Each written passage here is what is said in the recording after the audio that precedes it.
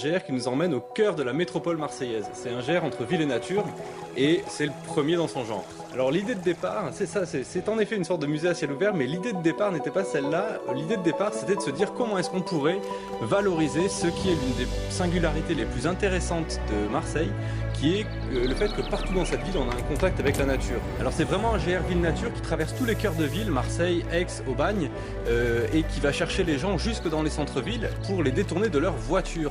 Alors on relie un peu tout, parce que quand on parle du territoire, on parle de tout. C'est pas compliqué. Sur le territoire, il y a les propriétaires, il y a les gens qui passent, il y a les animaux. Il y aura aussi beaucoup de choses qui auront un rapport avec la biodiversité.